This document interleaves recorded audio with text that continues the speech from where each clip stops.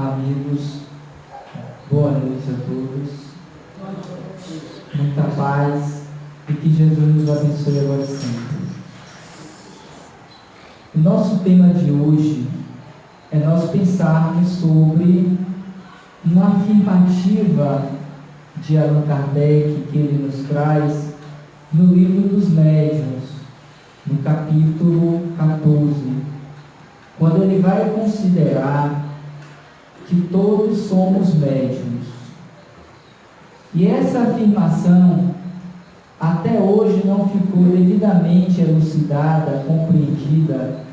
pela maioria de nós, visto que ainda não temos um entendimento lato, amplo, em torno da realidade mediúnica e mais ainda das nossas faculdades mediúnicas. Por isso é que nós precisamos nos ater, nós precisamos refletir de uma forma cuidadosa a respeito desta afirmativa, para que nós não venhamos deturpar o sentido da afirmação do Lyonês e não acharmos que todos podem fazer uso desta mediunidade, pois que ele igualmente vai tratar desta questão, desta abordagem, no Livro dos Espíritos, quando ele vai tratar da intervenção dos espíritos no mundo corpóreo. E quando nós tratamos desta temática, no que diz respeito a esta realidade de que todos somos médiuns, nós nos lembramos sempre, ou quase sempre, de uma pergunta que é bem conhecida de todos nós, e que se encontra no Livro dos Espíritos, no capítulo citado, quando Kardec vai questionar a eles, as entidades venerandas, se os espíritos,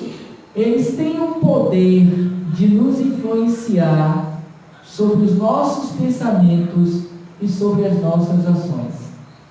Até que ponto os espíritos desencarnados, eles são capazes de nos influenciar, mesmo fora do corpo, e nós outros, momentaneamente, no corpo físico. E os espíritos vão dizer a Kardec que muito mais do que nós imaginamos, são eles, às vezes, que nos dirigem. E esta afirmação vinda do mundo espiritual superior deve ser vista igualmente com muito cuidado e com muita atenção, porquanto a maioria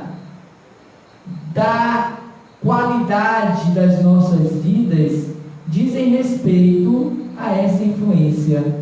É como se nós fôssemos, de uma certa forma, manipulados, manietados por essas entidades desencarnadas, pelos espíritos, porque eles podem nos ver, eles podem nos influenciar, mas muito dificilmente nós os vemos, a não ser aqueles que trazem consigo essa predisposição de vidência, de ver os espíritos desencarnados. Mas para um bom contingente dos espíritos encarnados, que momentaneamente somos nós, nem todos têm essa capacidade de percepção dos espíritos, mas sentem-nos no dia a dia, recebem as suas influências, as suas intuições, os seus pensamentos, elaboram e comungam dos mesmos desejos, dos mesmos sentimentos. Não é sem outra que nós vemos o velho ditado que diz: que dize-me o que pensas, que eu te direi quais são as tuas companhias. Para entendermos a força e o poder que tem esses espíritos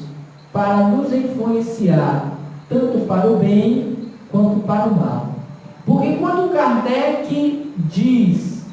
que todos somos médiuns, é porque todos recebemos mais ou menos as suas influências. as suas vibrações. Todos nós estamos envolvidos nessa psicosfera mental, psíquica, no qual nós estamos interagindo uns sobre os outros. Nesse particular, quando Allan Kardec vai tratar dos vários tipos de obsessão, ele vai considerar pelo menos 4 modalidades desse processo de influência espiritual, que pode se dar dos espíritos desencarnados para os encarnados, considerando que na maioria das vezes acontece desta forma, mas pode igualmente e inversamente ocorrer do encarnado para o desencarnado, na medida em que nós o prendemos, alimentamos com o nosso pensamento nocivo, o nosso pensamento inferior, e direcionamos para eles os desencarnados. Pode ainda acontecer do desencarnado para o desencarnado, quando ambos estão no mundo espiritual, e nesse particular são os inúmeros romances psicografados dentro das obras básicas complementares que nos afianciam isso, ou pode ainda, e acreditem nisso, acontecer um processo de influência espiritual por obsessão de encarnado para encarnado. Nesse particular, em que pese igualmente que nós não nos damos conta, mas nós transmitimos a partir dos pensamentos nossos, direcionados para companheiros, pessoas que conhecemos, e que muitas vezes não lidamos bem com elas, pensamentos nocivos, negativos, que de alguma sorte elas captam, sentem, e a depender da intensidade e da continuidade, isso pode gerar um processo obsessivo de grave monta, precisando muitas vezes de um tratamento espiritual para desfazer esses vínculos perispiríticos, vínculos nocivos mentais que nós nos retroalimentamos. Nesse ponto podemos dizer que no ambiente familiar, a depender dos desajustes, do desequilíbrio, da maneira como nós nos comportamos, nós vivenciamos a relação familiar, isso pode de fato também acontecer entre os familiares, entre os indivíduos que moram no mesmo espaço físico de suas casas. Mas especificamente para entendermos a afirmativa de Kardec, no capítulo 14 do livro dos Médiuns, precisamos considerar pelo menos 3 perguntas do livro dos Espíritos que nós selecionamos e que fazem parte dessa parte, influência oculta dos Espíritos sobre os nossos pensamentos e sobre as nossas ações. A primeira, já citada e conhecida da maioria, é exatamente esta, em que Kardec questiona: os Espíritos influem sobre os nossos pensamentos e as nossas ações? E eles então disseram, conforme aqui já trouxemos, que eles, a esse respeito, a sua influência é maior do que supondes ou credes, porque frequentemente são eles que vos dirigem. Pela força do pensamento, da atração dos vínculos mentais,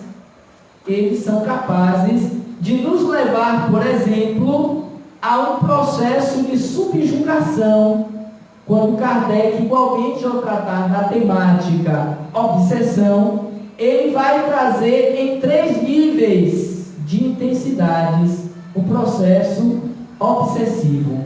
a simples, a de fascinação e a de subjugação. Seja a primeira, seja a segunda ou esta última, os Espíritos estão nos influenciando de uma forma malévola, de uma forma negativa, tentando fazer com que nós nos alienemos, que nós fiquemos vinculados do ponto de vista mental sobre eles e suas influências. E é importante que nós nos atentemos, porque, como diz a resposta, são eles frequentemente que nos dirigem, que dão o tono da qualidade das nossas vidas. Porque muitos desses eventos que ocorrem no nosso dia a dia, na nossa vida cotidiana, tem uma participação direta, quando não determinante, dessas entidades. Por esta razão, Jesus nos aconselhou à época, por conhecer o processo de influência obsessiva entre os espíritos desencarnados sobre os encarnados, ele tem nos chamado a atenção da necessidade de nós vigiarmos e nós orarmos para não cairmos em tentações, para não nos deixarmos assambarcar por essas entidades que aí estão e que se encontram em um patamar de ignorância, de dor, em um patamar de maldade, fazendo com que aqueles que se encontrem no mesmo diapasão vibracional sejam como que corrompidos, sejam como que alienados a esses padrões. E muitos desses desastres, muitos desses fenômenos e eventos que ocorrem no nosso dia a dia, em nossas vidas, é sobre a influência desses seres espirituais. Porque nós assim permitimos, nos deixamos levar pelo nosso desequilíbrio mental, a fim de que, ou a ponto de fazer com que eles nos dirijam. Igualmente, nós vamos ver na pergunta seguinte, dentre as três escolhidas, a 465, quando Kardec igualmente vai questionar as entidades venerandas. Com que objetivo os espíritos imperfeitos nos compelem ao mal? Porquanto que essas influências que são estabelecidas entre os espíritos desencarnados e os encarnados é para o mal, porque se encontram nessa faixa inferior no que se refere à moralidade e à espiritualidade. Porque o processo obsessivo, ele sempre visa levar o outro, o indivíduo obsidiado, à destruição, à falência moral, em que pese que os espíritos superiores e amigos, protetores, eles também nos influenciam, mas diferentemente dos primeiros, para que nós nos elevemos, para que nós ascendamos na trajetória evolutiva, pois que é do nosso conhecimento que nós fomos criados por Deus para atingirmos a perfeição. Sendo que as experiências reencarnatórias, para alguns, se dão ainda na condição de provas, e alguns outros para a condição de missão. Então, a depender do meu estágio evolutivo, moral, eu tendo a aceitar, a captar as vibrações desse ou daquele tipo de influência.